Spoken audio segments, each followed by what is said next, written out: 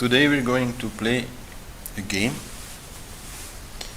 Even in yoga also, we need some entertainment sometimes. And this is a very old game. Historians believe it's at least like 2000 years old.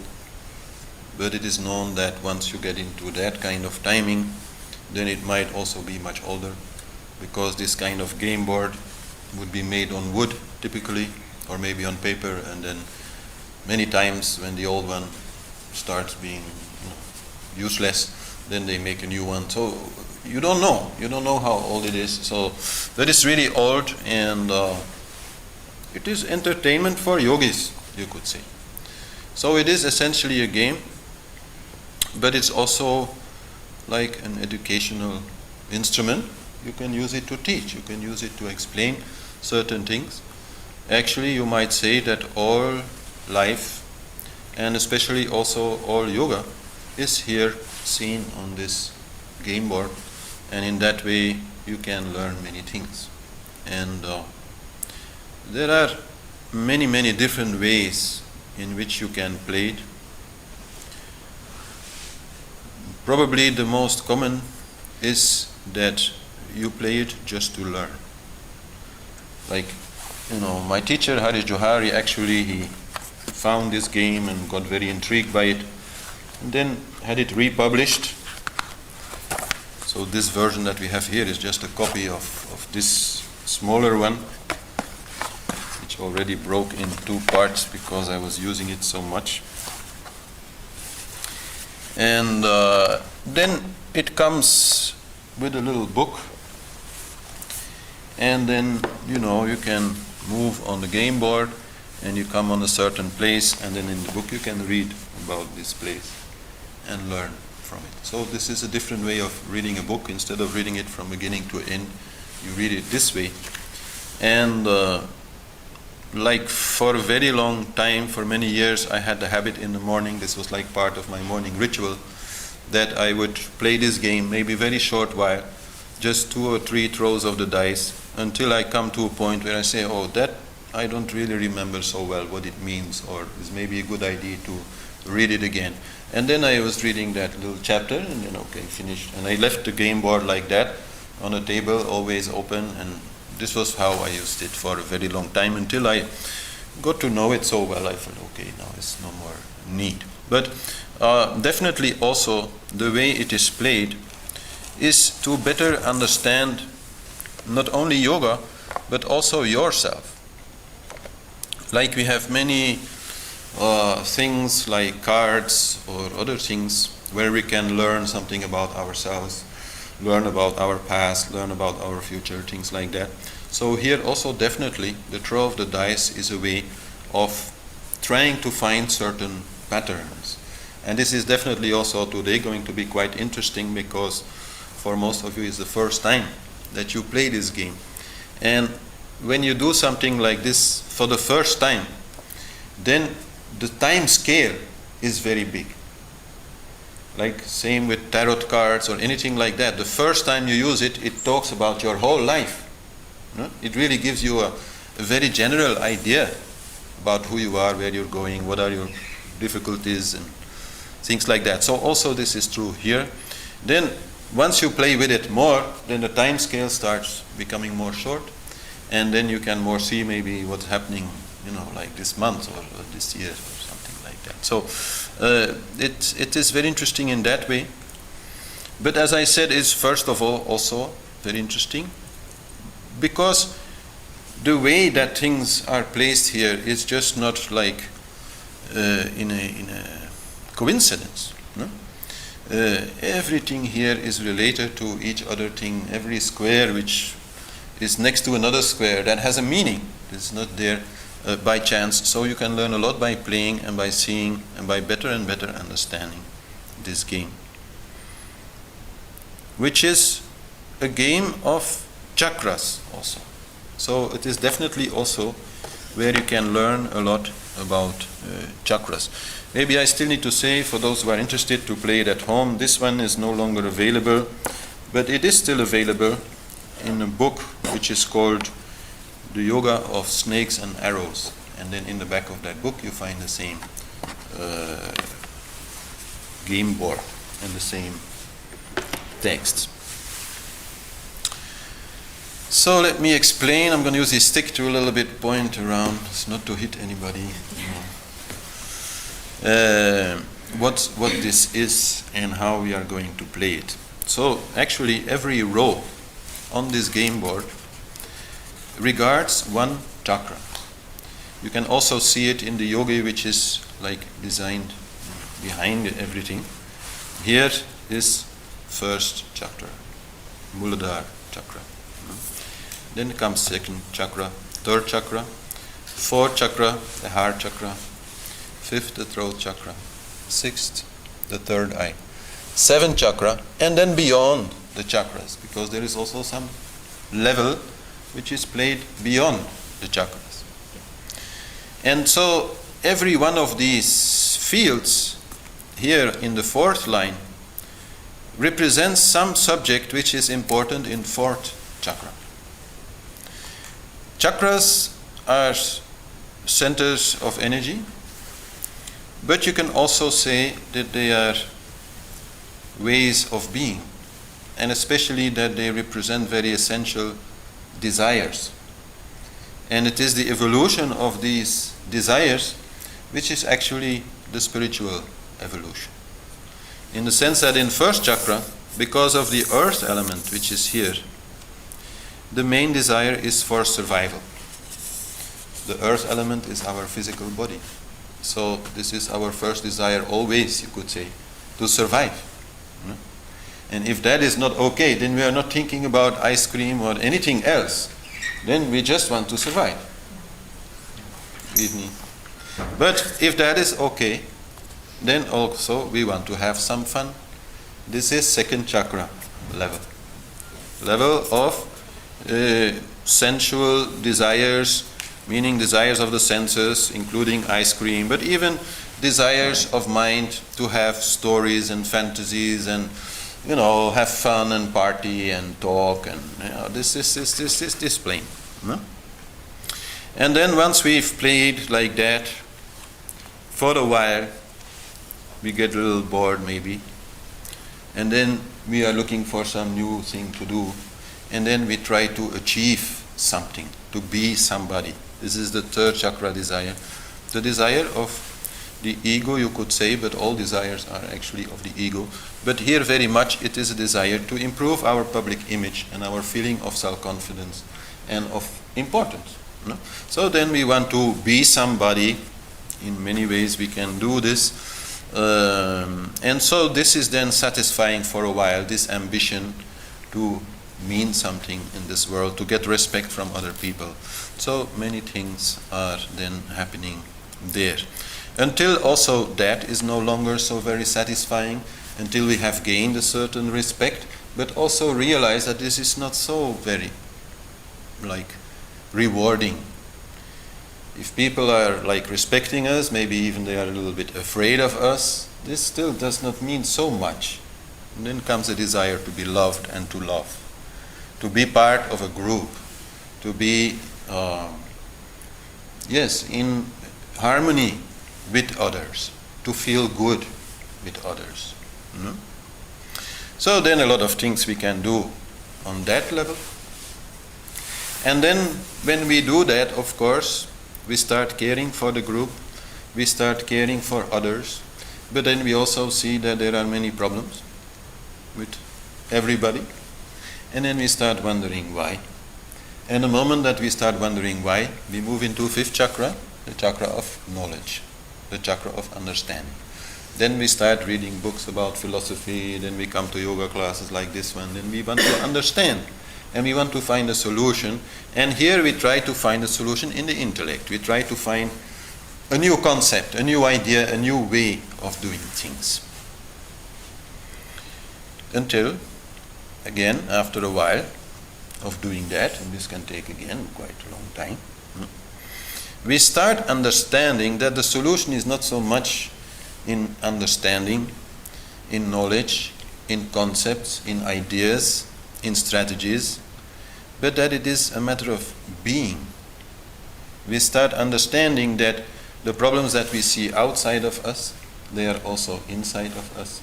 And if we want to solve them outside of us, we first have to start with ourselves. And so we have to start going inside. We have to start being that what we want. No? And so then comes the desire for yoga and meditation in sixth chakra. The third eye opening is then our prime objective. We want to stop thinking. We want to be natural. We want to more understand through intuition than through reasoning. Because through reasoning, you can understand things very well for half an hour, but then after half an hour you already forgot. And then that fantastic idea, that fantastic understanding that you had is just gone, and you can't even remember it. Or you have to take a very long way again from one concept to the other to again find that same understanding. But you understand that there is something beyond that there is a kind of knowing that never goes. A kind of knowing that is quite timeless once you have it. So, and that is what you seek here. And then once you then start doing this, when you then start trying to stop mind, trying to be more in a pure consciousness, you understand that this is in itself also a desire, that this in itself is also an obstruction, that you also have to let go of that you have to be without desire, and then you enter the game of seven chakra.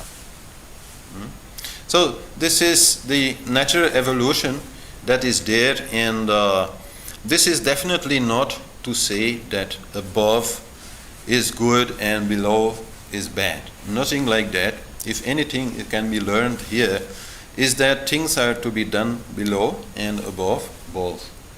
And you can move up, but if you move up and still a lot of things are there inside you, not dealt with regard to the lower chakras, then you will have to come down. You cannot just meditate everything away. There are some things you just have to do. You have to live, Suppose, you never had ice cream. You're living in a very poor country and no ice cream available. You know it exists. You've seen advertising for it. It looks very delicious. Then to say, okay, I will just meditate that idea away. No, it will never work. Until at least one time you have satisfied that desire, and then known ice cream and known, okay, it's not bad, but it's also not enlightening, So then you can leave it. But for that you have to experience it. So you have to come down, you have to go up.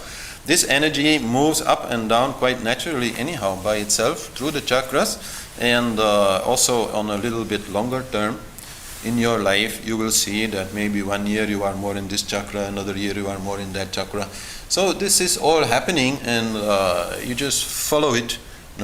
But this game can give you more awareness of it, more understanding of it, so that you don't get stuck in places, because quite definitely there are many places here where you can get stuck. And there are many snakes, as you can see on this game board, many snakes who take you down, which is usually not what you want. So then it's good to understand how to avoid those snakes. Actually in the game, when you're moving up and you're coming, for example, here on the head of this snake, then you have to move again down completely to here. So these are there, and also arrows are there who bring you upwards. Arrows are mostly certain disciplines, certain attitudes also, that are bringing your energy upwards and that allow you to grow spiritually. So this is the general field where we are going to play. The rest I think we will see once we start playing. It's just nicest to just play. So to start playing, everybody needs to put something of personal value, like a ring or a necklace or whatever. I have a few stones also that I bring for people who don't have anything. Some stones are in here, so you can use green stone or some crystal or white shell or something if you don't have anything. But if you have something, you put it there. There on the top is Vaikunth, Loka. This is where we all come from. This is the pure cosmic consciousness This is the heaven of heavens. Actually, I will explain a little later. There are many heavens here, but this is the heaven of heavens. This is absolute pure consciousness. So this is all where we come from. So I need everybody to put something like over there. Yeah, you can walk on it. You might be seen on YouTube then, but can I take that? Yeah.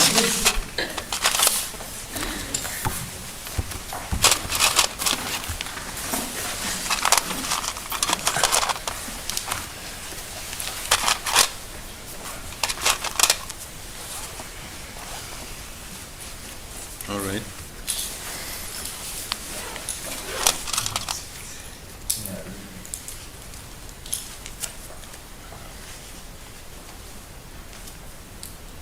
Yes, whatever.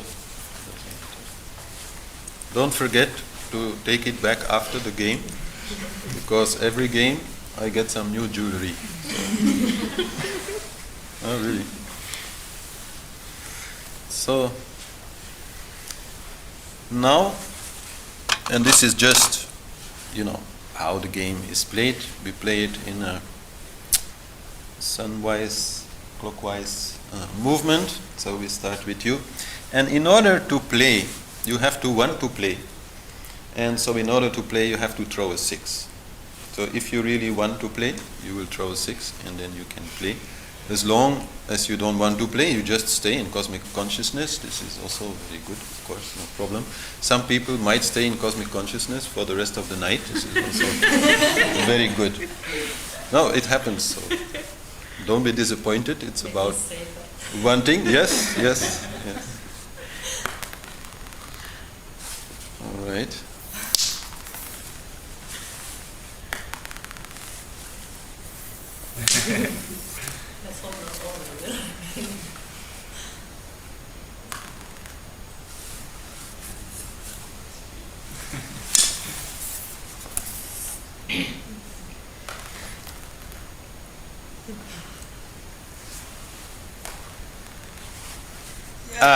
Somebody wants to play. So then you take your item and you touch number 1 and then you put it on number 6. But if you want, I can also do it for you. So this touching of number 1 is just Genesis. This is creation. This is, you need to be created. You need to be created. And then you come on first chakra level in the field number 6, which is called moha or delusion. We are all born in delusion. It is said that a baby, when it is inside the belly of the mother, still has a lot of understanding about where it came from past lives and everything that happened there. But the moment you get born, there is a Shakti coming which kind of erases that understanding, erases that memory, and temporarily puts you in delusion, which is required because otherwise how can you play the game, right? Let's say that in last life you were a lady and this life you are becoming a guy. So not so easy if you remember being a lady and now you are a guy. How are you going to do it? So this is required, and so this delusion comes, and that is where we all start. So now we can just continue and then see. So whichever field I have not yet explained, I will explain. If we come on the same field, which here will be very often, of course, I don't need to explain. All right. Yes. So we touch here, and then we move here, so that I explain. All right. So in this way, we will explain most of the fields, probably not all of them. It will depend a little bit how the game is going. But then at some point I have many dice, then I will just put you in small groups, and then you can more play on your own and walk around on the field to move your thing around. And then whenever you have some question, I can still answer it. I don't remember exactly. You have 7 levels?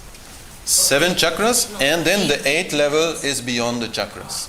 This is really, I will explain when somebody is starting to get near This is really the heaven of heavens. This is beyond. This is where you meet pure Shiva, pure Vishnu, pure Prakriti also, the mother goddess.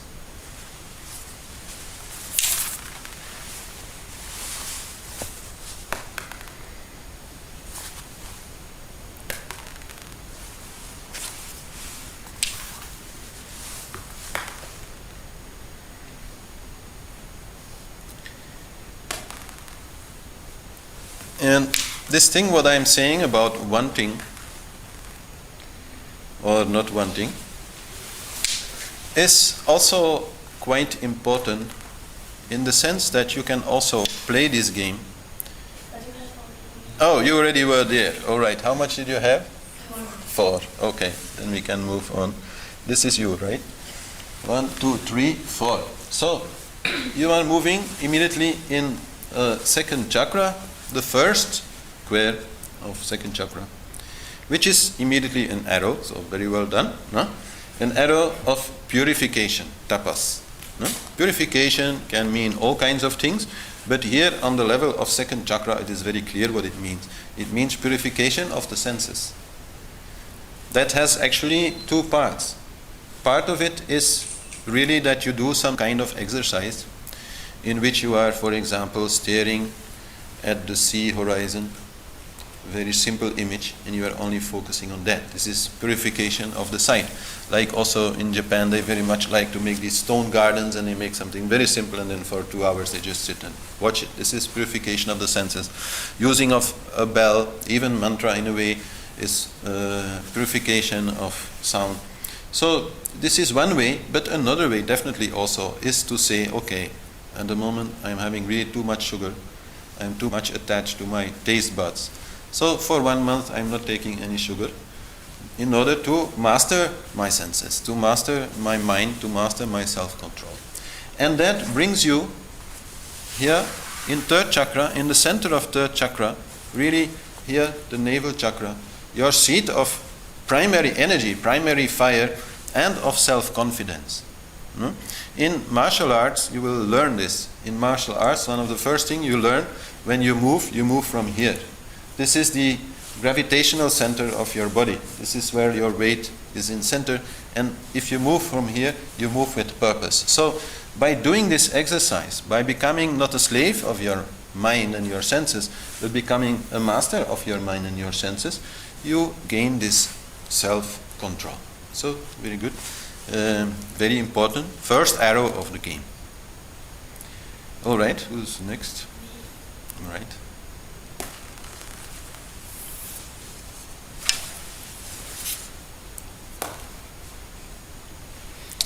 And what I was saying before about wanting is that actually, oh, sorry.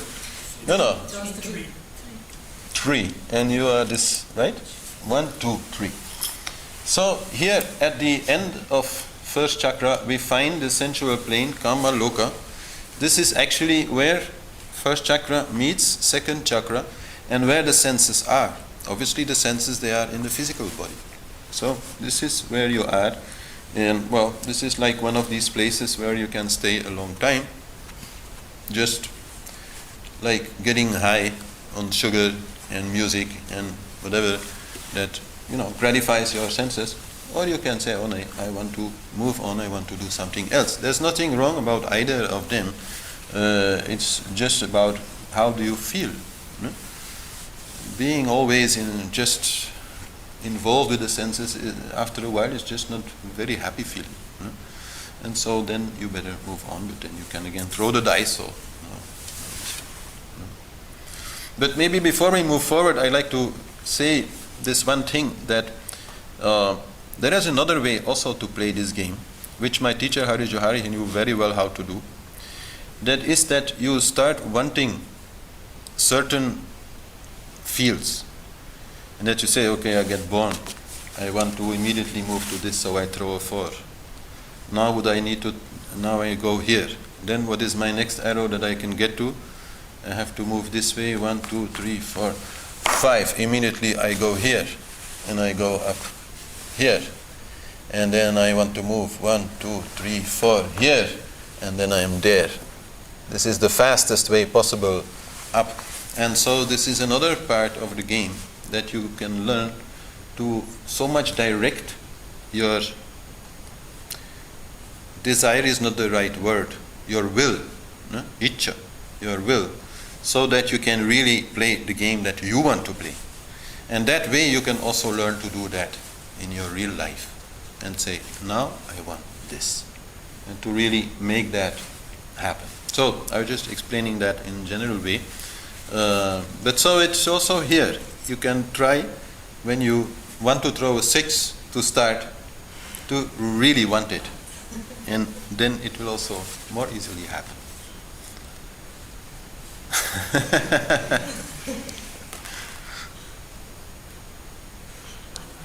Almost, yes. Peter, Huh? and when you really want something and it doesn't happen, is it saying then something to you? Well, it's not because you wanted it that it will happen. No? There's karma. There is your, what is waiting there for you is mostly created by what came before and what you have done with it before. So you cannot expect it to work just like that.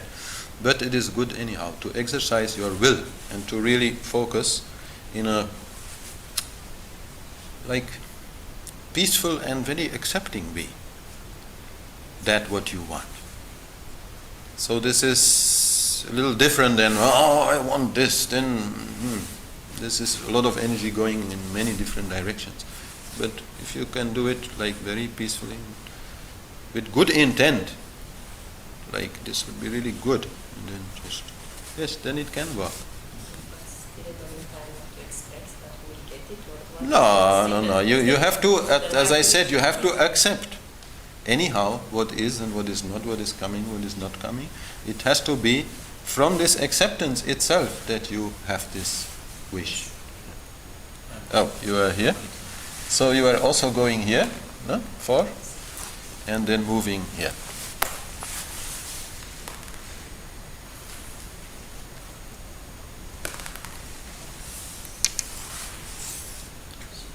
Oh, you are this? 2. Avarice, matzar. Little difficult to explain in a way, because here we have 2 concepts linked by this snake, which are so much linked sometimes hard to bring them apart. I'll just explain this whole part a little bit.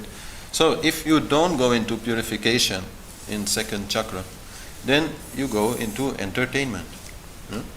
This is the plane of the Gandharvas, heavenly beings who like to play music and dance, like nymphs and things like that. They are known in India as Gandharvas. So here you party. And very often after the party comes envy. Because in the party the ice cream was not always evenly distributed. Some got a very big plate and you only got a very small plate. So then you feel envy of the others. Then you want to have what the others have. This is a typical result of entertainment. And through this feeling of envy, you come into a feeling of avarice, which means that you start thinking that everybody is against you. That really it is not honest. It's not just anymore about that one plate of ice cream. You're starting to have very negative feelings towards everybody. And this brings you in the 1st chakra again. It's a very primary, even reptile brain kind of emotion of negativity, which is there. All right.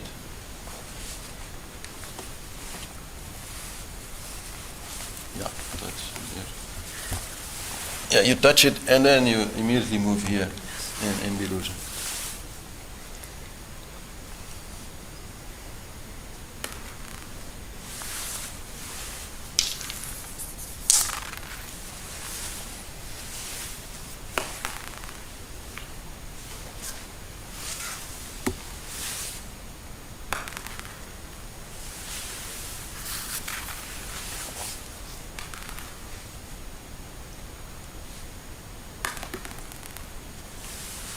Another 6 is that, I think.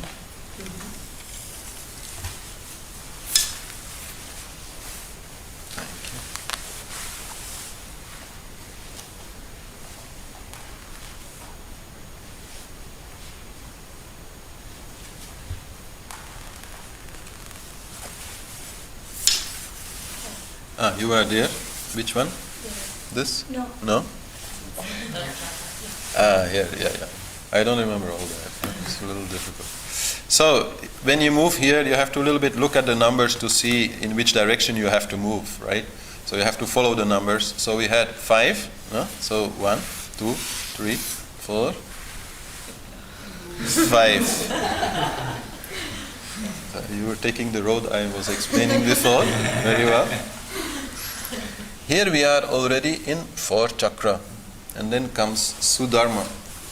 Sudharma here explained or translated a little bit wrongly, I think, as apt religion.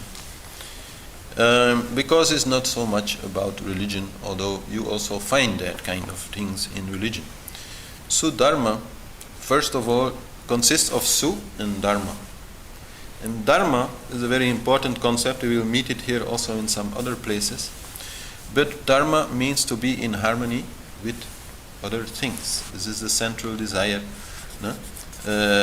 Of 4th chakra, to be in harmony. And here you immediately are going into harmony, meaning that you are really aware of what is around you, and you are trying to dance along with what is around you. You are not trying to break anything, you are not trying to force anything, you are not impatient. No? You are really looking around you and trying to do your best. So Su then means personal. So Sudharma means your personal dharma. This is really about, if you are a father, you have a different role than if you are a teenager. If you are a firefighter, you also have a different role than when you are maybe a farmer. No? A firefighter doesn't need to get up very early, maybe. No? Maybe he stays in the night, awake. So all these things about how you organize your daily life, what you do in life, what you eat, all these things, they are related to who you are and where you are in the totality. And to be in harmony, you need to learn that. So if you do that, if you do the right thing, like Sudharma, you can really translate like doing the right thing, which is the right thing for you. Not something we can say this is the right thing for everybody, but the right thing for you. Then immediately this moves you very much up towards the 3rd eye, towards the 6th chakra. Because then you are really no longer forcing, resisting, trying, pushing. Then you are calm. And calmness is the first thing here in 6th chakra. That's the basic thing. It's all about shanti, about peace. To stop thinking, to stop doing all these things. This is first of all about taking. And you cannot have peace if you are not in harmony with your environment. Because then your environment will disturb you and you will feel disturbed by your environment. Only if you are in harmony with everybody and everything around you, then you can feel peace. And so that is also why if you really want to learn how to meditate and all these things, the first thing to do is to make sure that all your relationships are a little bit okay, that you're not having any fights with everybody. There doesn't have to be a lot of money in your bank account, but at least some money should be there to pay for whatever you need, so you don't have to worry about that. First of all, you need to get things in order, and then move out of the world where a lot of disharmony and a lot of stress and very little peace is there, and then you can find peace. But so this brings you immediately here in tapas loka, and you will find here the same word, tapas and tapas. But this is tapas just as exercise. This is tapas loka. Loka means the place, the plane, like you could even say the dimension. And this is also interesting now to explain, that actually here these are not only chakras, these are also different dimensions. This is the physical dimension of earth, the one that we can see and smell and all these things. Aloka, das war on Sanskrit. Das Aloka is a light. Yes, but it's tapaloka. Actually the board is a little bit, you can't see it completely. Yes, now it's right. Tapaloka. Tapaloka, Janaloka, Mahaloka, Svargaloka. No? Actually, when we do the Gayatri mantra, we say Om Bhur Bhuva Sva. Om Bhur Bhuva Sva. Bhur, physical plane.